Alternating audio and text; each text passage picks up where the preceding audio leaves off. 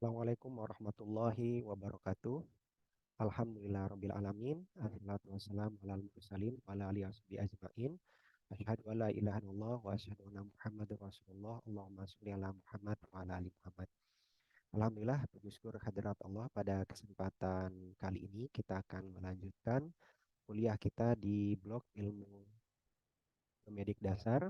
Pada kesempatan kali ini kita akan belajar tentang sistem integumentari atau kulit dan sistem organ indera atau organ khusus. Adapun tujuan pembelajaran kita pada kesempatan kali ini, nanti video akan dibagi menjadi dua, yaitu untuk objektif part pertama, yaitu sistem kulit, dibagi menjadi kulit dan jaringan sukutan, kemudian rambut dan kuku, dan yang terakhir adalah kelenjar kutan. Di video 2 nanti akan disampaikan tentang sistem organ indera yang dibagi menjadi beberapa bagian, yaitu tipe reseptor dan juga indera secara umum. Kemudian indera yang dihasilkan dari rangsangan kimia, baik itu berupa penciuman ataupun pengecap. Kemudian telinga, dan yang terakhir adalah mata. Baik, rekan-rekan mahasiswa, kita akan masuk ke sistem pertama, yaitu sistem integumentari, atau tadi saya sudah sampaikan, kita lebih familiar dengan istilah sistem kulit.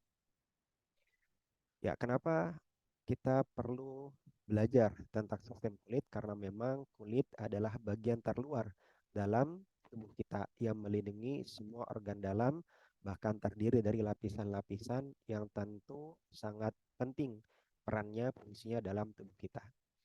Nah, apa saja sebenarnya fungsi dari kulit yang kemudian masuk ke dalam sistem integumen ini? Yang pertama adalah resisten terhadap trauma dan infeksi. Jadi sebagai perlindungan terhadap benturan, ya, ataupun juga perlukaan, bahkan kemudian ini ada kaitannya dengan sistem imun, melindungi tubuh dari infeksi.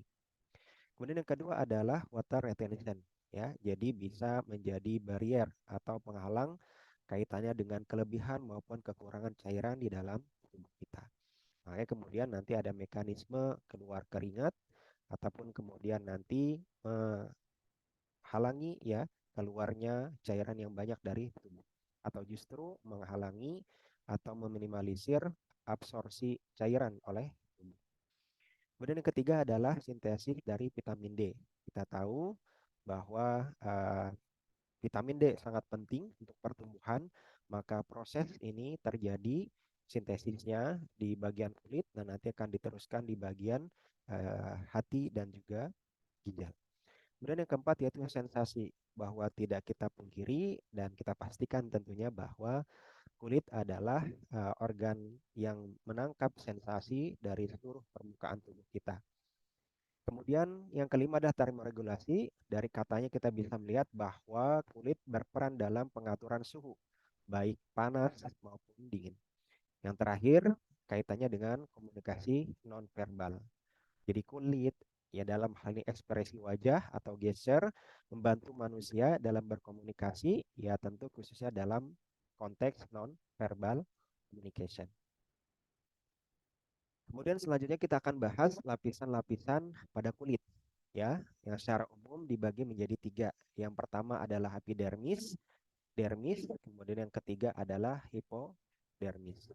Ya, apa itu epidermis? Epidermis tersusun, ya, dari lapisan-lapisan, ya, dalam hal ini adalah sel kemudian menjadi jaringan, yaitu sel epithelium squamosum stratified, ya. Kemudian tentu yang tadi sudah saya sampaikan, ini lapisan yang paling luar, ya. Kemudian tersusun, ya, atas sel yang berikatan, ya, atau berbarengan dengan keratin.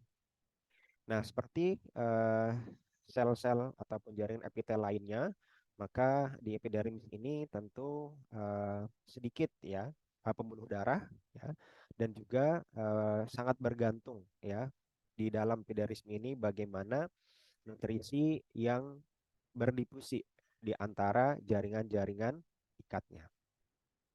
Kemudian dermis ya, dermis ini menjadi lapisan kedua setelah epidermis. Kita lihat ketebalannya 0,2 mm ya. Kemudian juga ini akan lebih tebal ya pada permukaan atau telapak tangan.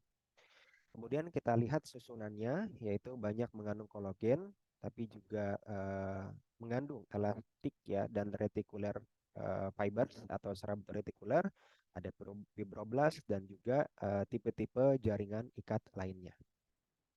Kemudian lapisan yang ketiga yaitu hipodermis. Ya, itu hipodermis.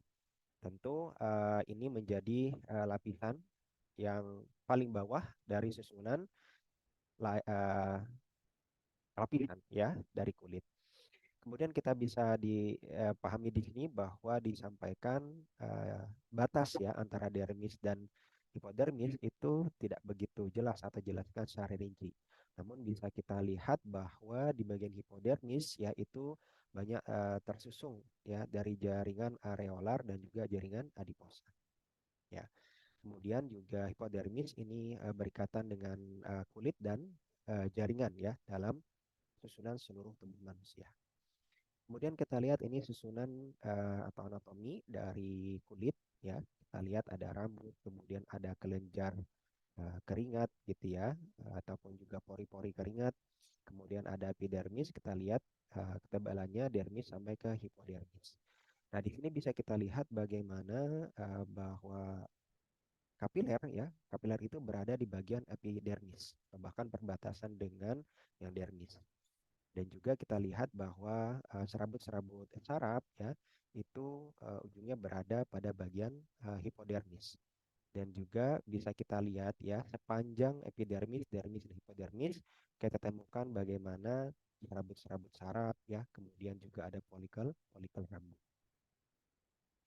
Kemudian kita bisa lihat di sini lapisan-lapisan tadi saya sampaikan epidermis, dermis, dan hipodermis tersusun lagi ya. Epidermis itu bahkan ada 5 susunan ya atau lapisan. Ada corneum, lucidum, granulosum, spinosum sampai basale yang memang masing-masing memiliki definisi dan juga peran masing-masing. Kemudian dermis terdiri dari 2 lapisan, papilari dan retikuler, ya, di mana papilari ini yang superficial, kemudian lebih dalam adalah retikuler.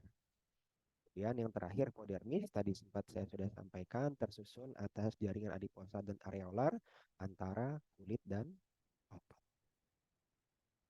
Nah, pembahasan selanjutnya kita akan bahas ke warna kulit ya. Jadi poin pertama yang saya sampaikan bahwa faktor utama dari kulit ya yang memberikan pewarnaan ini kita sebut dengan melanin ya yang diproduksi oleh melanosit ya. Jadi sel-sel melanin.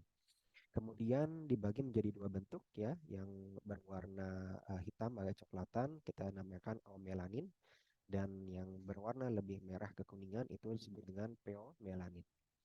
Dan ternyata ada 2 bagian yang juga berperan ya dalam pewarnaan kulit. Yang pertama adalah hemoglobin, yaitu bagian dari darah ya. Kemudian yang kedua adalah karoten ya. Ini pigmen berwarna kuning ya, biasanya kita dapatkan dari kuning telur dan juga sayuran-sayuran yang berwarna kuning dan oranye. Ya, kita lihat di sini bagaimana pigmentasi ya warna kulit pada kulit yang terang dan kulit yang gelap ya. Kita lihat di sini bagaimana bagian stratum corneumnya, epidermisnya juga lebih gelap ya pada kulit yang gelap, dan kita lihat bagaimana melanin ya, sel-sel melaninnya yang lebih besar dan juga lebih gelap. Kemudian untuk rambut ya, seperti kita pahami bahwa rambut ini juga mengandung unsur keratin ya dari sel-sel keratin. Kemudian fungsinya apa? Rambut ini pada sebagian besar ya hewan mamalia juga manusia ya dalam hal ini ya untuk melindungi bagian-bagian tertentu di dalam tubuh kita ya. Sedangkan pada mamalia tentu untuk menjaga ya kehangatan tubuh. Pada manusia pun begitu ya, meskipun tidak semua bagian gitu. Nah, rambut sendiri ya memiliki fungsi dan peran masing-masing ya, di mana tempat rambut itu tumbuh. Nah, itu yang kemudian membedakan antara manusia dan hewan, dan juga kalau pada mamalia yang satu dengan yang lain. Oke, ini untuk anatomi rambut. Kita lihat ada kelenjar sebasea, kemudian ada reseptor pada rambut, kemudian ada akar, ya. Kemudian kalau kita lihat secara pewarnaan di rambut ini terhubung dengan jaringan ikat, dan kalau kita lihat strukturnya, rambut itu menjadi dua bagian, yaitu medula dan korteks. Nah, di sini bisa kita lihat bagaimana warna rambut dari berbagai macam warna, ya. Konteksnya ini bukan diwarnain ya, tapi karena memang gen gitu ya. Ada yang warna hitam ya, kemudian ada yang bergelombang, ada yang berwarna putih ya, ada yang juga berwarna pirang. Ya, susunannya berbeda. Nah, fungsinya apa apa saja di sini kita bisa lihat ya, kalau kaitannya dengan rambut dan juga yang tumbuh pada anggota gerak kita, tentu untuk menyediakan atau menangkap sensori. Kemudian kita lihat ya, pada wajah gitu ya, atau area pubis itu berbeda juga kaitannya dengan maturitasan dari organ seksual. Kemudian juga pada bagian mata gitu ya, alis maupun juga bulu mata kita lihat ya, membantu untuk menunjukkan ekspresi ya, dan mengurangi eh, pancaran sinar matahari yang masuk ke dalam mata. Oke, kemudian kita lihat di sini ada kuku. Bagaimana kuku ya, baik itu kaki maupun tangan, itu sudah jelas gitu ya, bagaimana letak dan juga asalnya, yaitu dari stratum corneum. Kemudian kita lihat karakteristiknya itu sangat tipis, kemudian juga berikatan langsung dengan serabut-serabut paralel ya dari keratin yang keras. Nah, ini kalau pada mamalia gitu ya, pada hewan ini juga ditumbuhi gitu ya, yang kita sebut biasa dengan cakar ya, kaitannya dengan bagaimana proses untuk bertahan hidup ya. Nah, kita fokus pada kuku pada manusia ya. Kita lihat di ujung yang ini yang sering kita potong, namanya pre-age ya. Kemudian ada nail growth-nya yang bagian pinggir, nail body yang tengah. Kemudian ini yang berwarna putih gitu ya. Ada lunule ya, di bawahnya. Kemudian yang sering seperti ada kulit tipis adalah cuticle ya, apa atau apronuncium.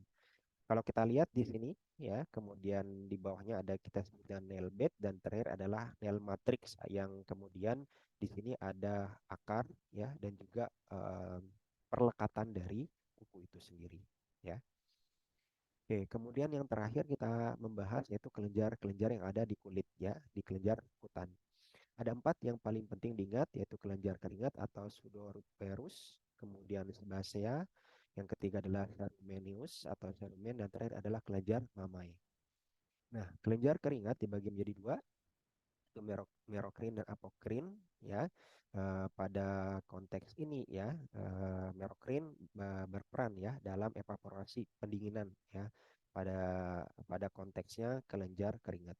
Sedangkan ya untuk apokrin ya, ini lebih pada untuk bisa menjaga area ya, menjaga kelembaban area mulai dari pubiks, aksila gitu ya, ataupun juga pada laki-laki di bagian rambut kepala.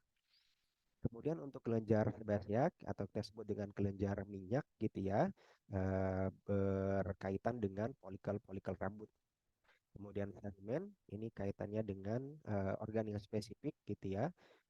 Kita mengenal istilah serumen, kotoran di telinga. Sebenarnya ini perannya kelenjar kemudian membantu membersihkan, menghangatkan agar terhindar dari infeksi atau hal-hal yang mengganggu konteks dari fungsi indera pendengar. Yang terakhir adalah kelenjar mamae. Ini produksi dari air susu, tentu letaknya di uh, payudara ya, untuk ibu hamil. Baik, demikian untuk penjelasan, dan ini gambarnya, teman-teman bisa melihat begitu ya, pembagiannya kelenjar apokrin, merokrinnya, kemudian juga kelenjar sebasea. Oke, demikian yang dapat saya sampaikan. Selanjutnya di part 2 kita akan bahas sense organ system. Assalamualaikum warahmatullahi wabarakatuh.